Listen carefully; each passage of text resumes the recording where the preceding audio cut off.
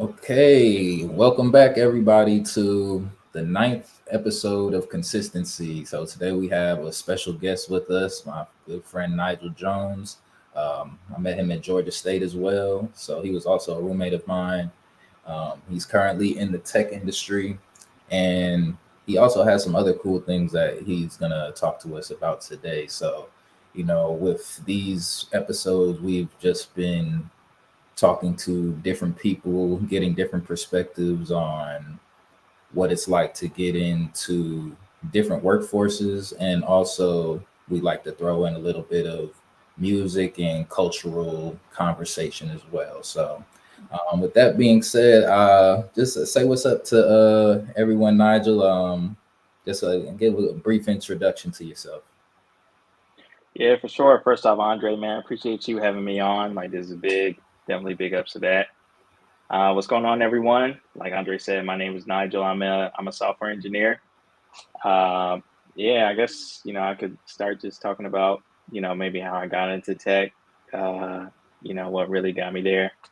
Originally, I came to Georgia State, and I was a physics major. Like, I was a person that was like critical thinking and logic. I was kind of big on that. And I thought that I wanted to be an electrical engineer. I thought that I wanted. You said what? I was saying that was the same thing for me. I wanted to be an electrical engineer starting off. Yeah, right, Seemed right, cool. right. Yeah, no, right. It seemed cool, right? But Mhm. at Georgia State, we didn't have an undergrad degree for engineering, electrical engineering. So I would have had to go to graduate school for that. Mhm. So I remember one of my professors. I think he was actually the lead of the physics department. He told me, he was like, hey, you could be a transient student at Georgia Tech, take these electrical engineering courses, see how you like it, and that could just kind of help you prepare for what it is that you want to do in grad school. So I did that, and I took a circuit analysis course, and I absolutely hated it. Mm. Man, it was like the worst, probably like the worst course in my career, like as far as me having interest in it. And Mhm. so I knew, that wasn't what I wanted to do. And funny enough, Chris, I think he was a guest on one of your previous shows. Mhm. He was a computer science major. Him and one of my good friends, Duval, and they were starting a company together called Event Tent. Mhm. And they entered their company to a business competition that Georgia State was holding for the students. Mhm. And for I think the first three places that you would place inside the contest, like they would offer you some type of funding to get your project or product off the ground. Mhm. And they won second place. I forget how much funding it was that they won, but they I think you received said like some, 10,000. yeah, like Mhm. 10,000, something like that. Mhm.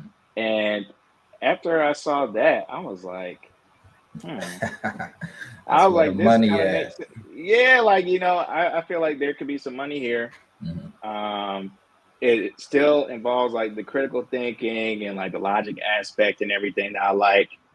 Like, why not just go ahead and do that instead of, having to go to grad school, pay all this extra money, especially for a course, for the subject matter that I don't even like. Mhm. Like, let me go ahead and do that. So I went home. I went ahead and started searching. I didn't know nothing about computer science. Like, I was not a programmer before, had no experience. Like, I'm in the middle of college. This is my matter of fact, this is my junior year. Mhm. Like 3 years into college already. I'm over here. I'm like, yo, I got to switch it up. I'm over here typing like, okay, what does a computer science major do? What's the difference between software engineering, computer science, all that? Mhm. And I don't think the internet was super well informed. Well, excuse me, well, the articles I read, I don't think they were really well Right. informed, but they were saying that people with the title software engineer, they're different than someone that graduates with a computer science degree. But when you get in the field, you see there's no difference. Right. Um, but someone with that title, like they get paid more. So I was like, okay, well, how can I get the official title software engineer? And it turns out that at KSU, Kennesaw State University, they had the software engineering undergrad degree. And I think they were at that time in like 2015, there were like very few colleges, not just in the States, but in the world, that had that exact title for an undergrad degree major, right? So Mhm. I was like, you know what, let me just go ahead, transfer to KSU and change my major to software engineering. So I went ahead, did that, did another 3 years. I stayed in college for a total of 6 years, got my Mhm. degree, and went ahead and entered in the field. Okay, okay, nice little. So we're gonna backtrack on some of that and just to, get you to elaborate a little bit more on some things. Very interesting journey that you've been on so far. So, Well, because I met you in at Georgia State. So kind of tell us about the student you were in high school leading up to going to Georgia State, and just kind of some of the things that you like to do. Because really, what I want to do with this platform is kind of provide some more context for younger people who are trying to get into the field, um, people who are graduating from high school, people who are in currently in college. So just to kind of provide a little bit more visibility, because like as you said, it's kind of a hard field to figure out exactly what it is. It's a little obscure. So yeah, if you could Mhm. just like kind of go into your personality, or just things that you would like to do in high school that kind of led you to going to Georgia State. Like, was that your first choice, or did you have other Mhm. options? So yeah, just kind of go into that, For sure. Yeah. So in school, like I was the type of person I was really into academics. I please. wasn't too big into sports. I was much more just like um, a bookworm type of guy. Mm, I just love to learn as it was. I felt like school was something that I could really excel at. My grades were really good, were pretty good. And yeah, I was just always into the sciences. Like I wasn't too into tech, right? Like, but I mm, just, I was a dude that I was big into physics when I got introduced to that in high school. Like that was my favorite subject, still one of my favorite ones to this day. mm, Um, but I just love to learn. I think that really just kind of describes me as a person is just where like, if I see something, like it just grabs my attention, whether it's just like academic or learn different things, whether it's like history, even like literature, art, all that type of stuff. If I don't know it and someone's giving me that information, I really just want to absorb it. Um, so I think that like having that mindset and knowing that I really like science, that led me to believe like, okay, I know I want to do something science related. mm, I remember, and I think it was like my 10th grade year, I thought that I wanted to be in the medical field. I was like, I love anatomy, I love biology. Maybe I could money. do that. Yeah, I what's funny is that my school, we had a CNA course to Okay. where, yeah, you could take it for, what was it, 2 semesters? No, I think it was 2 years. After 2 years of taking that course, like there's a part one and part two, of course, you could you could actually get your CNA license, be a registered CNA. So I did that in high school, and I got my CNA certificate expired Oh now, wow. but yeah, I was a registered That's CNA, but the cool. stuff that I seen, even though I guess doctors wouldn't be doing that type of stuff, it just turned me off completely. Mm, So I was like, you know what, nah, I don't want to do that. So mm, I knew I was like, you know what, medical field's out. Let me see if I could do something technical. okay. And I started looking at different tech schools, and we're here in Georgia, and one of the top technical institutes is here in Atlanta, in the world, and that's Georgia Tech. Mm, So I applied. Man, I wanted to get into that school so bad, man. I ended mm, up getting waitlisted. So okay. yeah. So finally after waitlisting, they there was a period of time where they let me know whether I could go there or not, and eventually they just said, we don't have room for you. You just have to apply next year. Man, I was devastated. Mm, Um, because I was like, man, I really want to go to this tech school. I want to be an engineer, all this type of stuff. And I was talking with my brother about it, mm, and he told me, he said, "Well, are you sure that you want to be an engineer?" I was like, yeah, like I'm pretty sure, like, pretty because there was a sure. lot of concerns, like, like, yeah, I'm into Mm, science, like, yeah, I think that'd be cool. Because like the thing is, most people change their majors when they go to college, and I'm thinking, I'm like, that's not gonna be me. Like, I'm not gonna do that. right. Like, I already know what it is that I want to do. He said, why don't you go to just a university, something that's just not a technical institute. Just go to a public university, take some undergrad courses, just fill it out, and just see whether that's something you want to do, because you may want to do something completely different. Mm, So I ended up taking his advice. I applied. I started looking at like the top universities in Georgia. mm, I know UGA was one, and UGA was number one at the time, I think, and then Georgia State was number two. okay. So I was like, I don't think I want to go to UGA. Let me try Georgia State. Mm, And I went ahead and I applied, and I got in. And and honestly, that's that was like the best decision for me, mm, honestly, looking back at it. Like I wouldn't have, I don't think that I would have liked tech as I much get as the I like same Georgia vibes. State. Yeah. Same vibe. Like I wouldn't have liked it. I don't think I would have gained the same type of connections. Yeah. Mm. See, that's real important that you say that, because I feel like there's so much pressure leaving high school to kind of have it figured out. I was in a similar situation. I ended up going to GGC for my freshman year, Hmm. prior to attending Georgia State. I got accepted into Georgia State, but it was kind of late because I was also trying to get in the. I don't know. Actually, I didn't apply for tech, but tech had the course that I wanted to take. So Yeah. I was trying, like I said, I was trying to do electrical engineering just because it sounded cool. I wanted to do something technical Right. originally.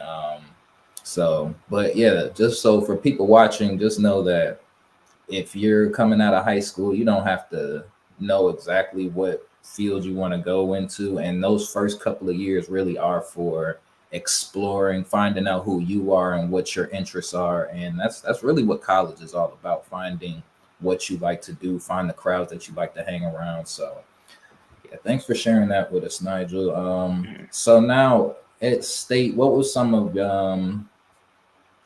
your best memories from state overall? Like, whether it be academic, whether it just be social. Like, what were some of the things that you liked about Georgia State?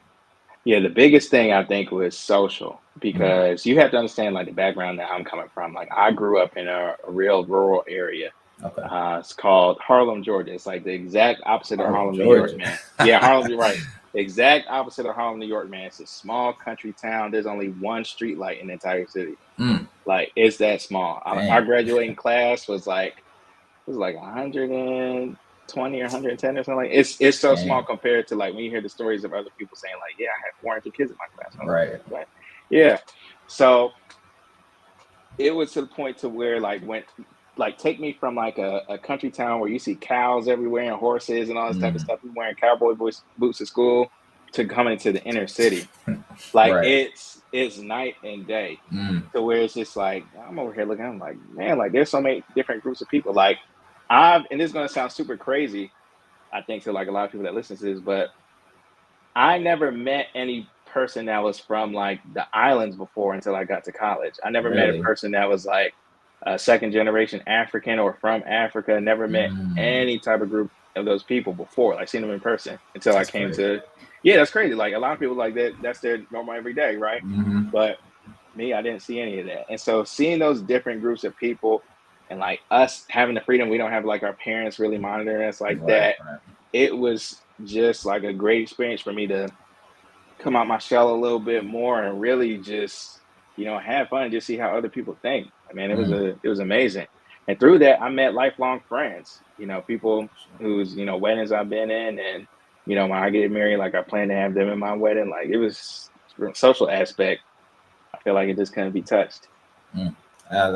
I feel like that's actually a very underrated thing about Georgia State, the fact that it's like so in the city. Like Yes. you're really downtown Atlanta, and Hmm. so we were like really getting the vibes of everything, just having it like out because I was coming from Gwinnett, but I had originally lived in New York, so it wasn't like a huge shock for me, but experiencing it at that age in my life, opposed to when I was a kid, it was like definitely different. But Hmm. yeah, man. So okay, so we talked about just the Georgia State. So what were your classes like? Just like what were some of the classes? I know you said the one that you didn't like, but either Hmm. even if it wasn't at Georgia State, if it was at Kennesaw, what was like a class that kind of you took and you felt like it felt right, like or it felt like you were in a real university or something like Yeah, I definitely think my physics and that? my calculus courses for sure. I Calculus took was Yeah, I took all types of physics. I took physics one, two, and then modern physics. mm, Then I took like calc one, two.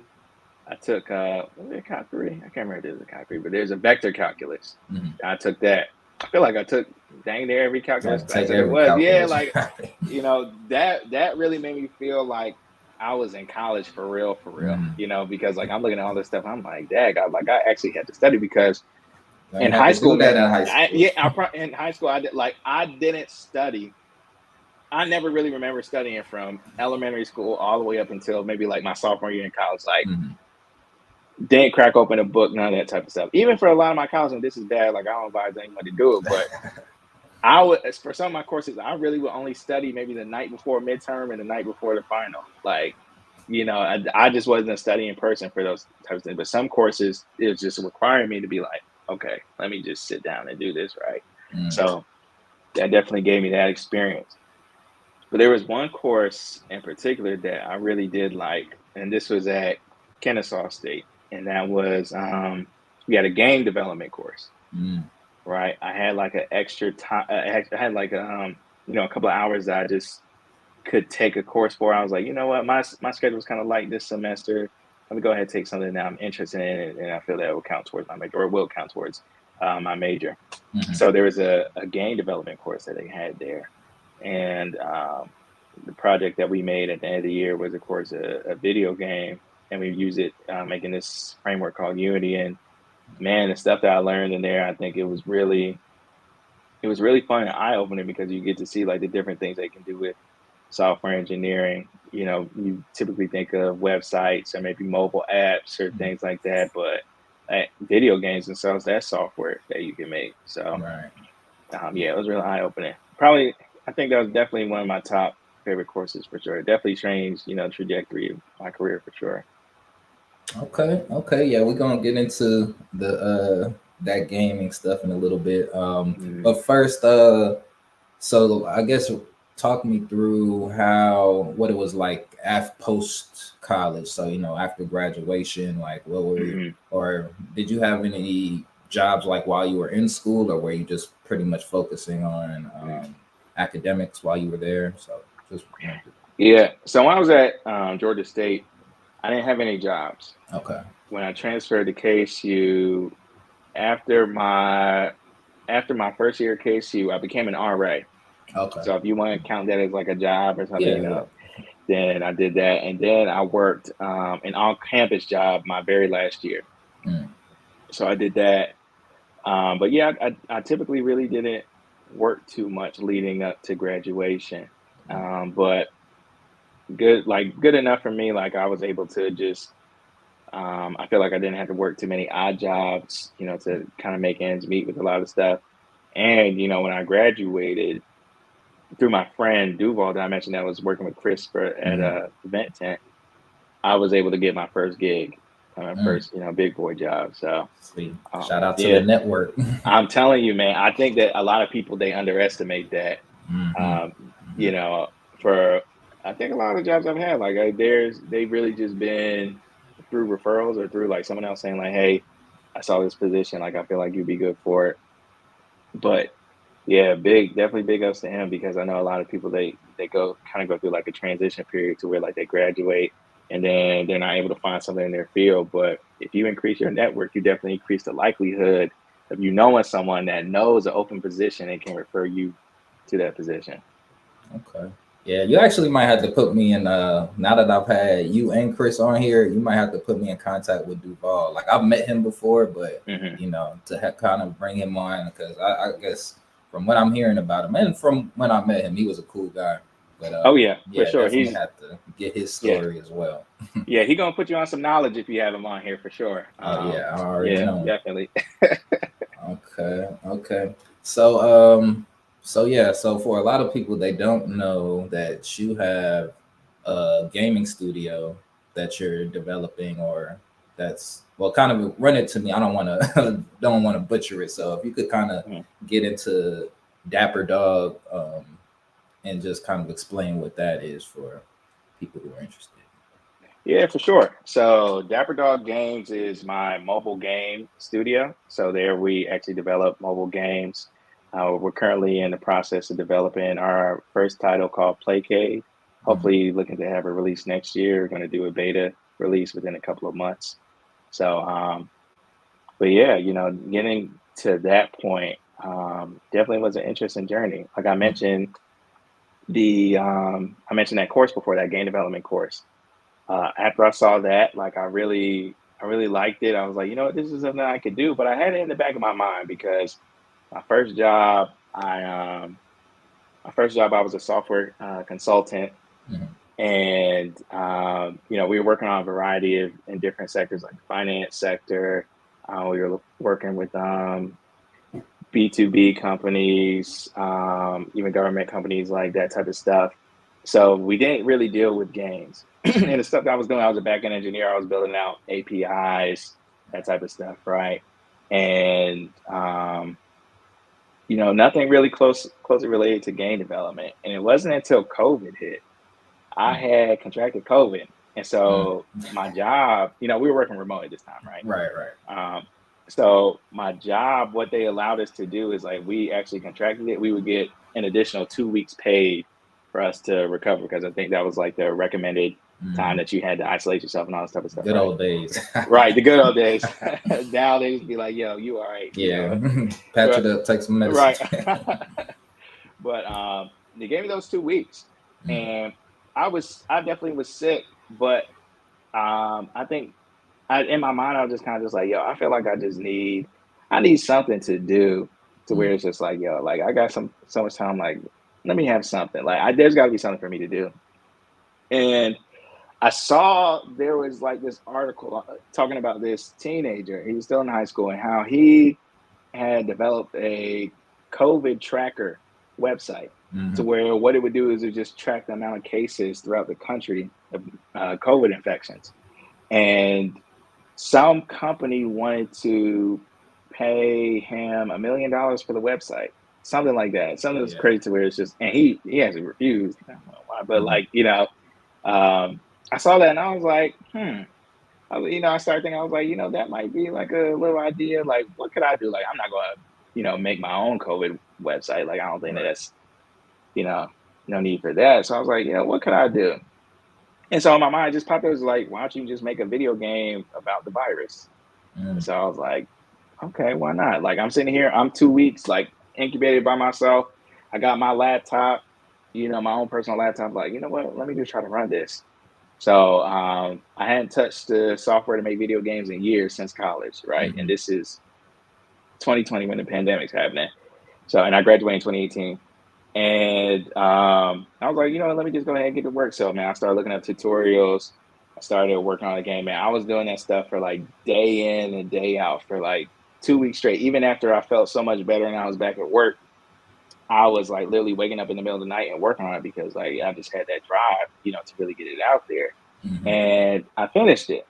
But the thing is that at the time, I think because COVID was so polarizing and we didn't know so much about it and people were dying left and right. When I went to go submit the game to the App Store to Apple or Mhm. Apple's App Store, they said that they didn't want any entities posting any information about COVID that weren't like government agencies or World Health Mm. agencies just to, keep the noise down, make sure there's no spread of misinformation. Right, And right. that I understood. Mhm. And so I was like, okay, well, what can I do to make it not about Corona? So I had to change the name of the game. Mm. I had to like remove any references from it. I was like, okay, well, let's just say it's a white blood cell, fighting a virus. And then the approvers were like, nah, that's still not gonna fly. We know what you're really trying to do, Mhm. Google Play, they initially said the same thing to where they were saying like, hey, just remove the any reference from coronavirus from your game. I did that, and they actually accepted it.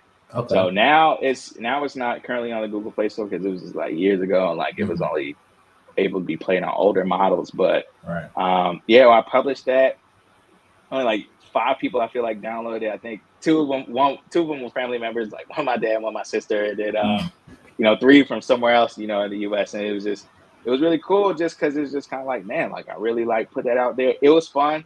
I enjoyed it. And so I thought I was like, man, you know what? This is something that I may be able to do. So I had the studio. I went ahead and I created the studio to place the game under on the Google Play Store. Mhm. It's originally called Iron Dojo Studios, and then then later I renamed it to Dapper Dog Studios a couple of years later. Once I really started to get back into the game development, because I took some time off really just to focus on my career, Right. and yeah, I renamed it Dapper Dog, and now we're releasing Placate. Dope. And see, honestly, that this goes so well along with the theme of consistency because it's just like sticking to it, even if it just starts out as a hobby. Like the fact that you were able to see the results and actually get it into the Play Store is, a feat of its own. So, congratulations and shout out to you for that. So, say that there was somebody who a young kid watching this, and they wanted to start their own game. What would be the best route that you would tell them, or like what information do you feel that they would need in order to have the best chance of success, or what tools would should they be looking into? Yeah, for sure. I would say that there are a lot of tutorials online now, Hmm. right? I think the Oh, internet in this case would be our best friend. So you can use a tool that I use for my game development called Unity, Unity mm, 3D. And essentially, it's just like a platform that makes it easier for you to create games, right? And so they have a lot of documentation and articles on how to do this and how to do that. They also have tutorials just showing you like step by step how to make a complete game of a particular style. It's really helpful. So if you have no experience with if you have no experience in game development, that's definitely good. But it also they also write a lot of their articles from the perspective of someone that doesn't even know programming principles, right? mm, mm, So even if you don't know how to code, these tutorials are still good for you to actually pick up. mm. Right? You'll learn coding and then you'll learn how to use Unity at the same time. So yeah, Okay. if there was any kid out there that was intimidated by programming or had no programming knowledge and just want to get into video games, definitely a lot of Unity tutorials I feel like would be good. Okay, Unity. Actually, I just found like a Game Boy emulator a couple of weeks ago. So Hmm. I downloaded the Pokemon Emerald, and I was just playing that just to, be nostalgic and everything. That was cool. Hmm. But then I saw that they have like, because when I was looking at the emulator, I'm like, dang, so you could really write your own Game Boy games now, and not have to worry about putting it on a cartridge or anything. I think it's Hmm. called Game Boy Studios or something. So yeah, there's a lot of tools that maybe if you're not ready to do a full computer game or a mobile app, then maybe you can get started with a Game Boy game, something low level graphics. But Hmm. I watched a couple of tutorials, but Hmm. I'll be having a million ideas, so I'll start something real quick and then just not Yeah, all the way follow through. So I'm I'm not telling you. that passionate about video games, so I didn't stick with it. But yeah, for anyone watching this, there's so many platforms to develop for. Like you can pick iPhone, Android, Game Boy, PS2. Play. What All that. PlayStation are they on? I don't even play. So do you play you play games regularly? I actually don't play as much as I used to, man. I used to, Really? yeah, I used to Okay. play select titles a lot. Like I used to be a faithful guy with like certain titles. Mm, Like I know, like the Dragon Ball Z series, like the Tenkaichi series. Like I was huge on that. okay. But there was like little adventure games, little kid games. I was never too big into like Madden or Mm, 2K or nothing like that. But now I don't. I have God of War for PS5, but I don't even really play that yeah. anymore. So. I'm not a big gamer myself either, even though like I think so many people expect people who are in tech to just be like big video gamers, but it's like when you're looking at screens all day, you're not really trying to play on screens Boy, anymore what? after Yeah, that. So I'm I trying to think close that's my a good eyes. right, Yeah. exactly. So it's like you want to just kind of decompress from all of that. Hmm. So I think let's actually speak about just some of the I would say challenges. Real quick before, like, I just want to mention that I think last year we had gone to the Black Men in Tech conference down in Fort Lauderdale. Yeah. Yeah, so that was a cool experience. You actually knew. I had told you about it, but he knew more people down there than I did. He knew some people who were speaking as well. So like, what was that experience like? What like? Just run through how your experience at Black Men in Tech was. Hmm. Did you like it? Would you go to like another conference like that? Just talk Yeah. about your experience. Yeah, for sure. First of all, I feel like it was great because the weather was amazing in Yeah, Florida. it was. It Yeah, was. that was A1. And the hotel we were on was actually on the beach. Hmm. Did we stay at the same hotel? I can't Nah, remember. you But stayed there. I was staying like a couple blocks away. Okay, yeah. The one I was on the beach, and that's amazing, you Mhm. know. But the conference itself, it was cool. And I say that with inflection in my voice because I think a lot of the engineers we said like the same type of thing to where a lot of talks at a lot of these conferences, even though it would be like something in tech, like this conference, Black Men in Tech, a lot of the conversations about tech are very elementary. Like Mhm. there aren't very like intermediate or advanced technical topics Right. that you'll be able to glean from some of the talks, right? I think you'll see things like just like how to get into tech, and I feel like that topic or that talk has been beaten to death, Mm. by now a million times, right? So You can true. literally just Google or YouTube how to get into tech and be okay. Like I don't need another tech talk saying how do I need to get into tech. Don't need Right. one. And a lot of times it's about um, people say like starting a business, do all this type of stuff, blah blah blah blah blah. That may not exactly be directly technical, Mhm. right? Right. And I think it's a lot of times those conferences are much more for the vibes and for this and that. Mhm. Mhm. And I wasn't the only one that felt that way. I think a lot of engineers felt that way. I can't remember whether you did, but That I was know. my same. That was my same sentiment because I think Mm, I might have mentioned it on one of the earlier episodes, and I was like, because it's like it's something that I don't want to talk bad about. Like I did think I do like the idea and the concept because I do feel like especially black men, black people in general are underrepresented in the tech area, in the tech space. So I do like the encouragement that it gives, but at the same time, I didn't really feel like it provided what I was looking for as someone who was already kind of in tech, looking to kind of advance himself in there. I didn't feel like I had that opportunity necessarily. I met hmm. some cool people, um, but yeah, it just didn't feel like what maybe just not what I was expecting. I didn't know what I had expected to get out of it. But I mean, it was my first time traveling for a conference like that, so Right. that was cool. Just for getting out of the state and meeting other people who had similar interests was cool. But Hmm. yeah, even when I had gone to render last week, no, 2 weeks ago, yeah, render ATL. Um, but I got a free ticket because of a UI UX course I was in, so I didn't pay for this one. Like when I was trying to go to every event that they had available with the Black Men in Tech for render, I had gone to like one workshop, which was Yeah. cool. I liked the workshop, but yeah, maybe I just think maybe conferences aren't really my forte, So Hmm. like I do feel like if you're completely brand new into tech and need something to kind of like get you hype in order to feel good about starting something new, then it's a good thing. But yeah, I think if you're already kind of in it, then but it's also I think a conference is more like where a job would send you. So I think since I was just kind of going on my own, on our own strength, both like I don't think we really got what we were looking for out of it. Yeah. So Yeah.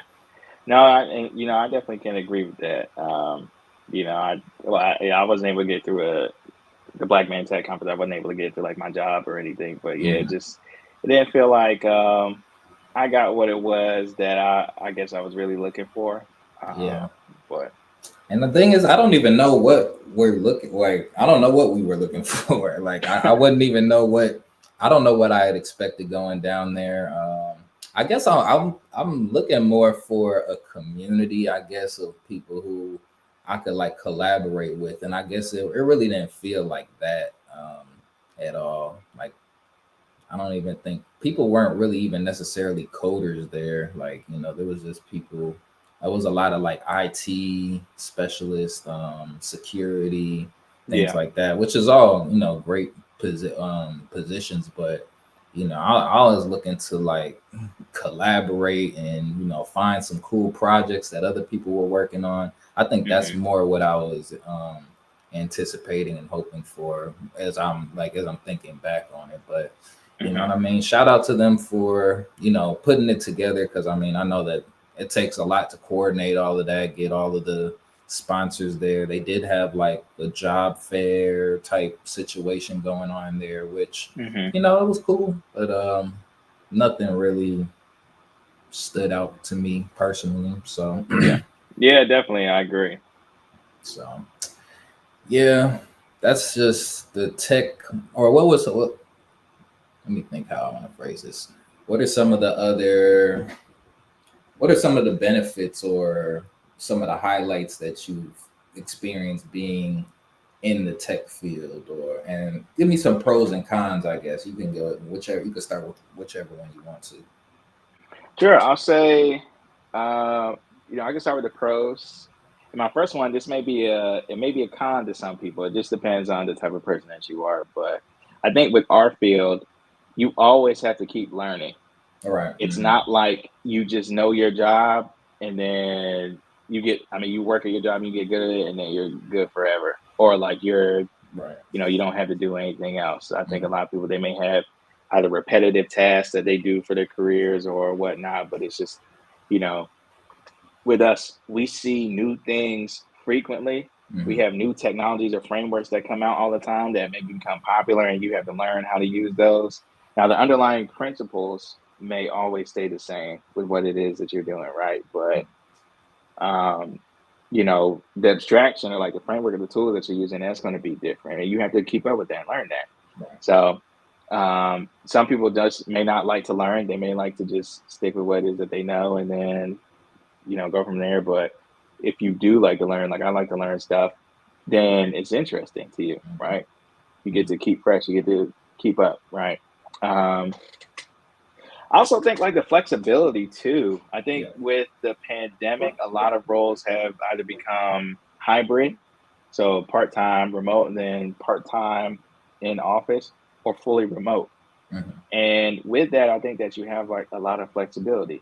You're able to travel if you want to go to Florida just Thursday night or Wednesday night. You just want to be in Florida for the rest of the week. You could do that because all you can do is like you carry your laptop and do your work with you, Mhm. right? Mhm. Um, you can, I think, like if you work remotely, like if there is some time during the day to where you need to run an errand real fast, you can just go and do that. And if you happen to really need to push something up, like there's like a dire need for a project or work to be done, you can do it after hours if you happen to miss something, right? Right. Like Mhm. it's depending on what it is that you're working on, you're given that flexibility of time, and I think that that is really valuable. Also, I think that the money is good. Like compared to a lot of careers, like just being Yeah. honest, I think that you are able to get great financial compensation. Whether Mhm. that's just like your base salary or you get within your total comp packages as far as like bonus and stock and everything. You're given an opportunity in tech that you aren't given in a lot of fields. So definitely 100%. pros. Yeah. Cons. Let me really think about cons. There might not be cons either, or I'm Hmm. just or It, if anything, I'll say this. I think that one of the cons I experience is just that people that are technical, typically, if they're just software engineers, they may not be like the most social or like outgoing that you may Mhm. experience in other fields, right? And I think that's Right. just the nature of the beast. Mhm. So, you may not share a lot of the same interests with a lot of people on your team if you're an engineer, depending on like what your interests are. Right. They may not be as socially outgoing. I don't think that you may lack those experiences, I think. But to tell you the truth, I feel like that's really the only con. Yeah. Nah, I would say that it is a lonely field. Like Hmm. you're not best friends with the other developers on the team. You're just kind of you doing your work, they doing their work, and every once in a while, you guys don't want to hop. You hope you don't have to hop on any meetings to fix anything. So it is kind of Hmm. everyone just take care of their own stuff, which is cool. But yeah, definitely on that social aspect, I haven't really. I guess it's like a job since, especially since I've mainly been working remote. You don't typically make any friends in the tech space Hmm. at work anyway. So like I mean maybe with some people in other departments, but yeah, you're really for the most part just to yourself, which is like I said, I like to separate work from from my life, so Yeah. that fits in perfectly with my lifestyle. So I wouldn't even Hmm. call that a con, but I think that it's made it a little bit like because we were talking about networking. I haven't really networked with anyone who I've worked with other than Chris, but I knew Chris prior to working there. Right. So, Yeah. there hasn't been any, I haven't really developed, and that might be, on me more by not being like, by being social, like socially antisocial, I guess, in the workspace. But yeah, for me, I'm like, I don't really care to, but so this is a question that I want to have. Are you typically one of the only black people in your companies, or Yeah. who've been? Yeah. Yeah. So, and I was actually thinking, like, I was thinking about that the other day because it's like there's certain things that I guess not even just as a black man that you would go through, but there's just certain, I guess, situations that might come up that other people really don't pay it, like they don't understand. Like I was actually thinking back to when I was working at the same company as Chris. um, one of the one of the managers, or one of the project managers at the time, he had made like a joke, and it was like from, I want to say Fast and Furious, but it was just like a joke that kind of rubbed me the wrong way. And I think just being, I just didn't feel comfortable. Like I didn't like tell on him, or I addressed him. I talked to him directly about it, but it just didn't feel. I didn't feel like I had, like it was something that I probably should have taken to HR. Now that I look back on it, but at Hmm. that time, I don't think I felt comfortable or felt like I had the say so to kind of do, take those types of actions. Or so I guess it's just been different, navigating different spaces and kind of trying to understand different cultures, people like that. So I don't know if you've had any experiences like that, in the workforce or just Hmm. in general, but yeah, that's, Yeah. I think just the lack of seeing our representation there. It's like you kind of feel, I guess sometimes I feel a little pressure to like show up or show up as a black person to an extent, because I feel like there's already like a stigmatism on, or is that, I'm thinking that stigmatism is the eyesight, but there's Yeah. always like a Stigma. yeah, stigma that goes with being black in some of these spaces, especially, and like as a software developer, I've never really had to dress up, or like kind of, they kind of let you wear whatever. Like in my current company, it's a little different because it's a little bigger company, so Hmm. you do have to dress up a little bit more. But that was a adjustment for me. I say that. Yeah. So, Hmm. For me, I've never had too much of like I never had too much of like such a cultural divide to where like something offensive would happen and I felt some mhm. type of way. Now, my first gig as a software consultant at that company, especially in the Atlanta office, it was pretty black. Mhm. So we had more black people than I was used to, Right. or that I would have expected because that was my first job. Mhm. When I got my second one, that one was based in Lincoln, Nebraska. First of all, Oh. so it's just kind of just like, you know, now I was working remote, of course, but Right. like when I turned the camera on, my team at the time we had Ish. one other black person besides me. Mhm. Then another black person joined, but then they both ended up leaving, and it's just me. And when I look through the company, you look through like the large meetings, all associates meetings, and you see like you're the only black person that you can, if you just looking by name and Right. maybe like their profile photos, you're kind of looking like, okay, yeah, I'm probably the only one, maybe two other people. Mhm. And those two other people aren't engineers. They'll Right. probably be project managers or program managers or something, right? So because I've been remote, I've been distant from that. I haven't gotten the chance to really interact with people and just maybe like experience those microaggressions in the workplace. Mhm. I feel like I definitely would, but remote work has distanced me from that. Yeah, and I think that's Yeah. that's a huge event because I mean alleviated some of the, because I only dealt with that when I was going into the office. But yeah, since Mm-hmm. I've been remote, I haven't really. It's nothing that you can really say, I guess, over the phone that's gonna offend me or anything. But yeah, it is different being, and the thing is, it's because there's a lot of other cultures. It's not even just like it's only other white people. Like you're working with Indian people, um, Hispanic, Asian. So you're working with a multitude of these diverse races, and but you being the only black person in the area or in a space does make you kind of feel like you got eyes on you. You like, it kind of feels like everything is hyper focused on, like, especially when I was first starting out, it felt like all the mistakes I made were just like amplified, or it felt like that because I was black at that time. So that was a difficult hurdle to get over, and it's something that you don't even really recognize in the moment, but it's kind of just something on the back in the back of your mind. But Mm-hmm. yeah, so that's just for people who might not, or who might get into the tech field and not know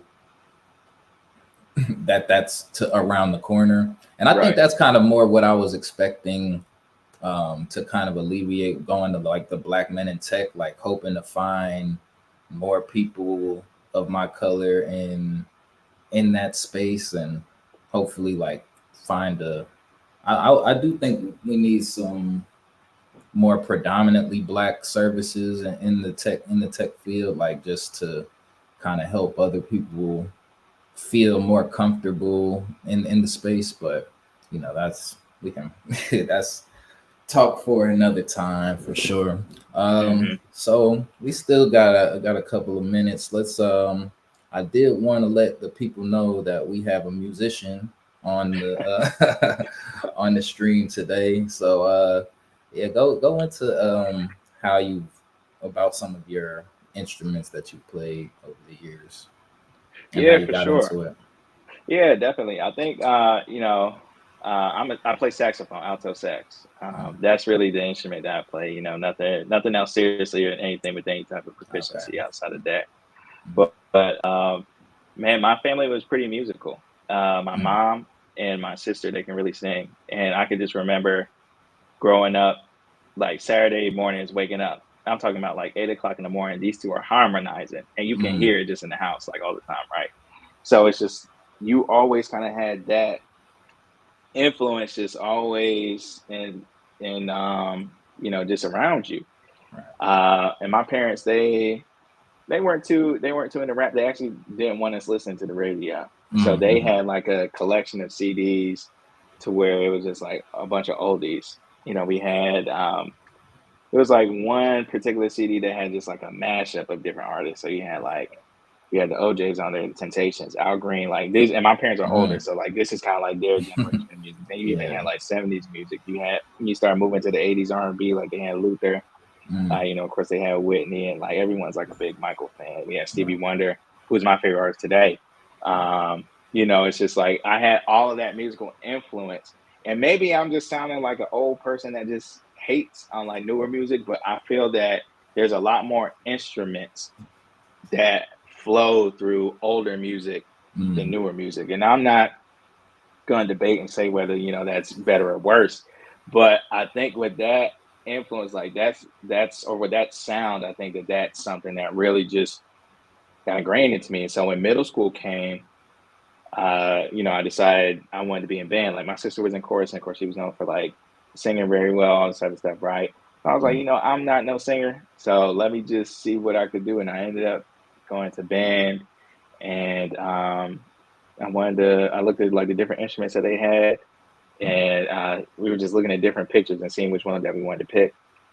And I saw the saxophone in there, and I was like, that looks cool. Like it's made mm, out, like it's made out of brass or whatnot. Let me just check this out, just see what it's like. And I picked it up, and I played from sixth to eighth grade. I was pretty good there. I was first chair. Okay, but I stopped really in high school playing in like the band. But mm, when I was in middle school, like I was in like outside bands, like I was in a jazz band. I was in okay. what else was I in? I was in different like little musical groups to where like I could expand my skills. I was getting private lessons too. Hmm. Uh, yeah, so like my skills definitely grew there. But I didn't get back into like an organized band until college, and I was in marching band at Georgia State. Hmm. I did it just for 1 year, and there was like 14 of us, and like man, I was so rusty. Like it was just so crazy. Just like you can see these people that have been playing all the way from sixth grade, taking private lessons and playing all the way up until like their junior year at college. Like you could tell, Yeah. like they were on it. Hmm. So there was like a lot of catching up that I had to do, but yeah, man, like it's just something about that like that instrument. I haven't played it for a while now, but like it's something that like I don't know, it's just something about the sax. Like to me, it's just like it's a top tier instrument, Yeah. really. Nah, actually, that sound like people playing basketball and like Hmm. AAU traveling. Like it sounded like you was that serious about it back Hmm. in middle school. So what type of music do you listen to now? Do you still do you listen to any rap now, or do you still just Hmm. kind of keep it classical? You know, I don't like consciously just listen to like any particular rap artist and just be like, you know what, like this is my favorite rapper, right? I'm just gonna Hmm. hone in on his music. Now I'll listen to like a hot album, Hmm. like We Don't Trust You, that's, I'm Okay. with that now, you know what I'm saying? Like, Hmm. so like I'll listen to like stuff that I feel like that's just hot at the moment, but there's not like a particular rapper that I'll just like every time they come out with something like I'm just honed in on it. Right. I'm still with like I'm still with like the older music too. Like I feel like Hmm. I can't ever get away from that. I'm definitely much more of like a neo soul dude. So anything from Maxwell, D'Angelo, Erica Badu, like that whole and moving away from that just a little bit, like Jill Scott, Hmm. um, Raheem Devon, like that's kind of like that's my sweet spot. That's music, man. I can just put on any time of the day, anywhere, and I Right. just be like, yo, this is it. I can't put on I can't put on rap, just anytime, Hmm. any day, right? Like there's got to be a move for it. I can literally put that type of music on anytime, and I'll be okay. Um, yeah.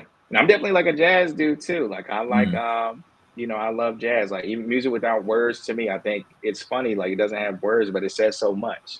Right? Hmm. Like the notes, they mean things. And Right. so sometimes I feel like we need that. Like if I don't want to listen to the words, like I want to listen to what it is that we're feeling. I feel like those notes they give that.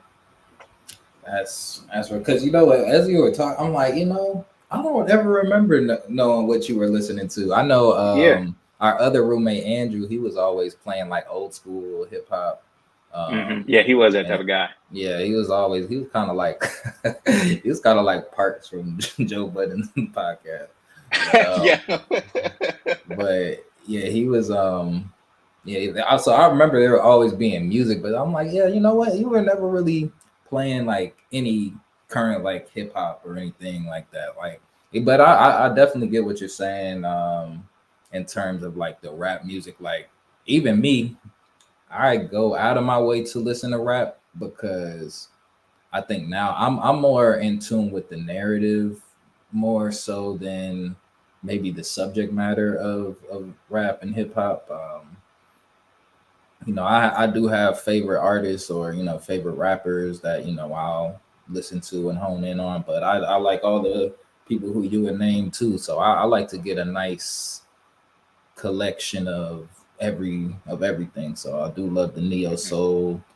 We recently just had a family reunion, so I had made like a little playlist of old school songs, Okay. songs that just like you can play for anybody, and that's really what I want to do with like WeTheSauce.com. I want it to just be a place where you can find any type of song, like, and then also hear the current music, like you said, We Don't Trust You, or We Still Don't Trust You, um, and just kind of hear the musical aspects in the current day music as well, because I think it's there, Hmm. and it just kind of gets muddled up. But I think there is a little bit too much vulgarity in some of the music today, but Hmm. musically it's still hitting some really cool notes and just some Hmm. real cool vibes. So Yeah. that's always cool.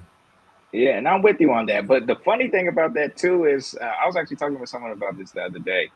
Like, yeah, I think music today is really vulgar. Like I'll say it's explicitly vulgar because if you listen to music Right. back in the day, they're more poetic with what it Mm-hmm. is that they're saying, right? Mm-hmm. But they're still saying the same type of stuff.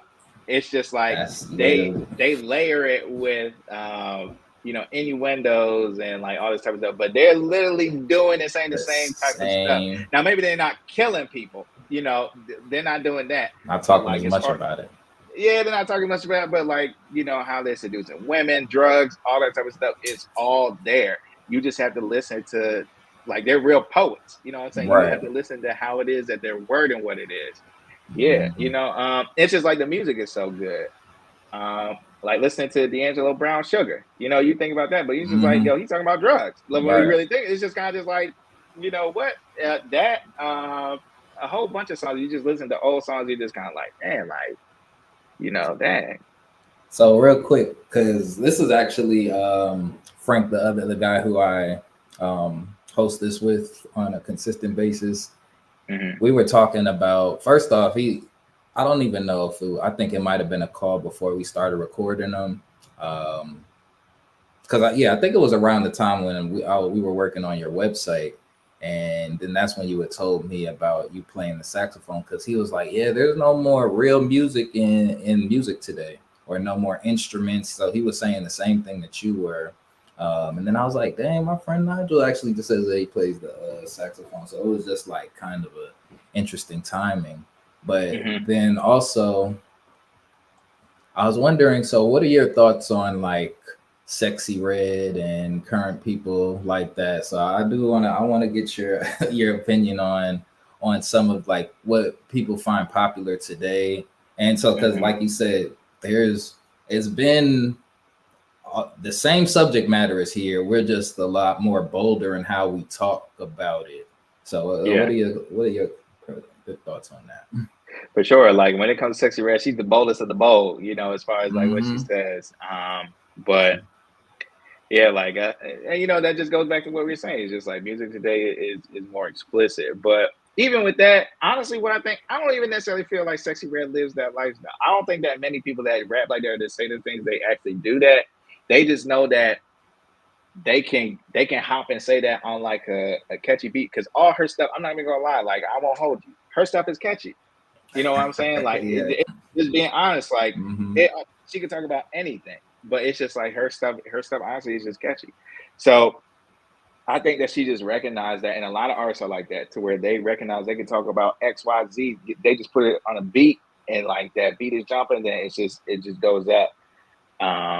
So yeah, the stuff is more explicit, but I really don't feel like a lot of people truly embody a lot of the stuff that it is that they may talk about, right? Like this most That's artists, yeah, That's literally the point Frank had made in our last show. I believe he was saying, they're promoting something that they're not actually living that life of, and yeah, so yeah, I think we'll probably have to have you back on. There's a lot of people. I want to have Chris back on with Frank, and I want you to, come back and speak with Frank as well, because hmm but yeah, because like I said, what I want to do is I want to help bridge the gap between the generations. So the older generation and the younger generation. Right now, I think there's just a disconnect in the communication because of some of the vulgarity. Like I don't think a lot of the older generation understands why it has to be vulgar. And I'm like, it's really just a reaction to what's currently going on, what we're seeing on TV. So it's like yeah, some things have to stand out, like especially in with TikTok and people's attention spans being so short. It's like certain hmm things just have to stand out, pop, and grab your attention. So yeah, um, yeah, that's just kind of where we're at with things. So yeah, we're just at about an hour. So I think we covered everything that I wanted to ask you. Was there anything that you wanted to just get off your chest or just say to the people real quick? yeah. First of all, I think that this platform is dope, man. I want to say Appreciate thank it. you again for bringing me on, and I know, we're both technologists here, we're both black, and one thing that I had like a conversation with about Trying to be cognizant of time, trying to make this quick, but No, you're good. I okay, one thing that I talked to like other Black technologists about, or other Black people in tech, is that a lot of times I think that when we talk about technology, especially as Black people, we think of like computers and we think about how like mystifying it is, like how it's something that's really difficult. And there are hard aspects to it, but it's something that can be done, right? I think that, for anyone that may be out there and that's listening to this and they think that tech isn't something for them, like being an actual engineer, I think that you should reconsider and you should try it. So, yeah, it may be hard. It was difficult for me at first. I'm sure, like, maybe it wasn't super easy for you. I don't know. But, with anything, yeah, exactly. With anything, you just got to practice at it. And I think that the rewards that are in being a technologist are great. So I just want to encourage everyone out there, just try it and see, and keep pursuing it, even if it's difficult. Just pursue it, just push it. You can do it. Don't let your fears of technology, of computers, really stop you from pursuing this. I think it's worthwhile. Thank you so much for that, man. Thank you, brother, for coming on to this platform and sharing your thoughts and your journey. Definitely want to have you back in the future, especially once you Hmm. get Dapper Dogs rolling. Or maybe about around the time when you're trying to release the demo, come back on, talk about, what you've developed and some of the plans that you still have moving forward. Hmm. Anything, if you ever have anything that you want to just talk about on here, you could always just hit me up and, we can make it happen, man. So thank you once again for taking your time. I know you're busy and, this was last minute too. I was asking him yesterday, I was like, oh, because at first I wasn't gonna do one this week. Normally I do it every other week. But I was like, you Hmm. know what? I got some time. Let me try and squeeze another show in here. So but thank you for being flexible and hopping Hmm. on with me. I really appreciate it. Thank you to everyone who's watching. Please remember to like, comment, and subscribe. Um, and yeah, we will catch you guys next week. Well, I'll be here. Nigel can come if he wants to, but we'll have him on again for sure. So we appreciate you, man, and we'll talk to you later. Awesome, man. Thank you.